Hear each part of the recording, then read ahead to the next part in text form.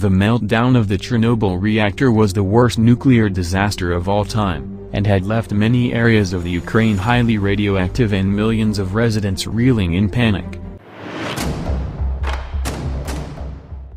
Two such people were a married couple, namely Maria Sharapova and Yelena. Fighting with their lives and keeping the life of a baby inside pregnant Yelena wrapped in cotton wool, Yuri and Yelena threw caution to the wind and kept fighting with a hope of survival. At last, they held their fort strong as both of them with huge dreams, yet had not succeeded due to the prevailing political tensions, had given birth to a beautiful girl child without any defects due to radioactivity. But that time, they never knew, they had not just given birth to a girl, but also an iconic megastar tennis history had never witnessed before. A proud recipient of an Olympic medal as well as a former #1 ranking holder at the international rankings along with 5 Grand Slam titles, 2 at the French Open and 1 each at the Australian Open, Wimbledon, and the US Open, tallying up to 36 titles in total and remaining as one of the greatest legends female tennis world has ever witnessed. In this video, we will be looking at the motivational success story of such a great tennis icon, Maria Sharapova. And without further ado, let's begin the video.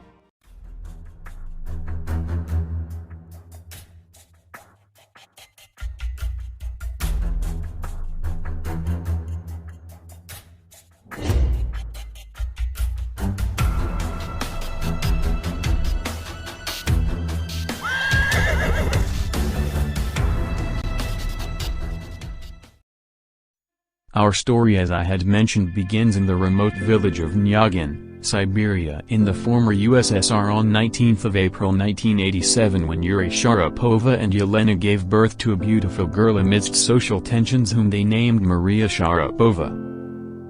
Few years after she was born, Sharapova moved from Siberia to Sochi, which had a lot more social tensions going on than Nyagin. Still, the USSR had just fallen apart at that time, so things weren't exactly idyllic.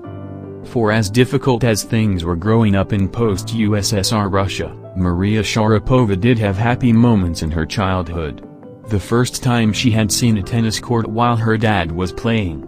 At the time, a 4-year-old Maria Sharapova was so small in stature that her legs would dangle off of benches, and the racket she used was twice as big as she was.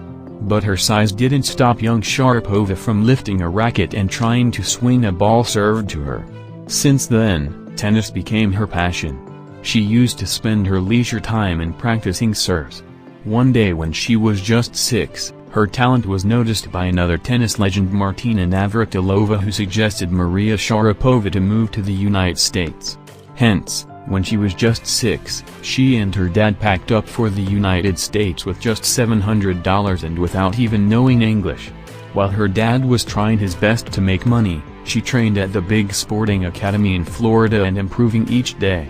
In December 1995, she received a full-time scholarship at the Nick Bollettieri Tennis Academy, where tennis giants like the Williams sisters trained as well. Moving to the United States and sacrificing everything they had for Maria Sharapova's tennis career may have been difficult for her family, but it was evident fairly soon after relocating that it was the right move for them. In fact, Sharapova was so good at the game that she played professional tennis in April 2001 at her tender age of 14, which is really young for any sport. A year later, she even played her first WTA game. At her age of 15, she became the youngest person ever to reach the finals of the Australian Open Junior Championships. But, it was only 3 years after turning pro that Sharapova would show the world what she truly had inside of her, ensuring that she would never be forgotten for the rest of tennis history. She claimed her first Wimbledon singles title by defeating legend Serena Williams in the finals. This also was the point the seeds of the Serena-Sharapova rivalry were sown. After Maria Sharapova's dramatic victory at Wimbledon in 2004, Maria's fame spread throughout the tennis community. Suddenly everyone wanted to know everything about the dashing young star, who turned a sensation overnight. While most fans packed over Maria like sardines because of her great skills, an equal population also rejoiced her flawless and magical looks, and attractive appearance. While Sharapova enjoyed the attention and affection lavished upon her by the public, there was another side of the coin. She was a very private person and did not like paparazzi following her, or rather stalking her everywhere she went. She also added that their constant presence was seriously invasive of not just her own privacy, but the privacy of her family and friends. But forgetting these things, Maria Sharapova was on her rise through the ranks, whose summit she had set foot on, in August 2005 when she was ranked as the #1 in the world for the first time and heaped up lots of money as well as a huge fan base. She continued to have an incredible career as a professional tennis player. She performed well in all kinds of tournaments, bringing home plenty of trophies and scoring a number of sponsorship deals. In 2007, she became a Goodwill ambassador for the United Nations. Here, her pure heart can be evident from the fact that she had donated money to help the victims of the disaster that prevailed in the place she was born, that is the Chernobyl disaster. As much as she helped victims, she also showed her mettle in the tennis arena in various tournaments with all 4 Grand Slam titles between 2006 and 2012. But it wasn't until 2012 that she took the Olympic stage for the first time, playing for Russia. It's incredible, not only to be a part of this event and be an Olympian, but to put yourself in with an opportunity to go for gold, she told in an interview. Hi, I'm Maria Sharapova and I'm a professional tennis player and I can't wait to represent my country of Russia at this summer's Olympic Games. I don't think there's anything like being part of the whole Olympic experience where you're there simply to represent your country. It'd mean a lot to me just to participate and even more to win a medal. Once again, Sharapova faced her rival in the semi-finals, Serena Williams.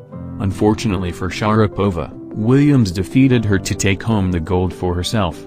But Sharapova walked away with a silver medal, which was still something to be proud of. Her heroics continued at the international arena alongside enjoying a huge fan following on her social media. She then added another French Open title to her name in 2014 and also reached the finals of the Australian Open in 2015. She also carried the torch during the opening ceremony of the 2014 Winter Olympics at Sochi. She also received lots of endorsements and deals to her name, including a record $70 million deal with Nike. But when her career was at its peak, in 2016, Maria Sharapova found herself at the center of a huge controversy. It was revealed that she tested positive for meldonium, a forbidden drug, and was thus banned from playing tennis for 2 years. I wanted to let you know that a few days ago I received a letter from the ITF that I had failed a drug test at the Australian Open. I did fail the test and I take full responsibility for it. For the past 10 years, I have been given a medicine called Mildronat by my doctor, by my family doctor. And a few days ago after I received the ITF letter, I found out that it also has another name of meldonium, which I did not know. Wait. Don't judge too quick, guys. The mistake was not on her side. She wasn't doping intentionally. She took them under the prescription of a doctor who had given these to her without letting her know that these are illegal substances. I was given this medicine by my doctor for several health issues that I was having back in 2006. I was getting sick a lot. I was getting the flu every couple of months. I had irregular EKG results, as well as indications of diabetes with a family history of diabetes. Hence, her ban was removed. And one silver lining that came out of the doping scandal was that Maria Sharapova gained an entirely new appreciation for her fans. Before the incident, she wasn't exactly excited to have people asking her autographs, selfies, etc., and didn't want the responsibility of being a role model. But on seeing how supportive her fans were during her lowest time and trying their best to end her ban by proving her innocent, it made her truly comprehend that her admirers are living people who just want to see her thrive in the tennis world. That's one of the biggest reasons I've been able to come back, she continued. She noted, I just found people's motive for coming up to me was more a message of support, not wanting something from me, which was really heartwarming. Those personal encounters gave Sharapova sincere joy, and helped her feel better when she needed it the most. And since then, she loved her fans dearly more than any time of her career, in her own words. During this break of more than a year she had received due to her ban, she wrote her autobiography under the title, Unstoppable, My Life So Far.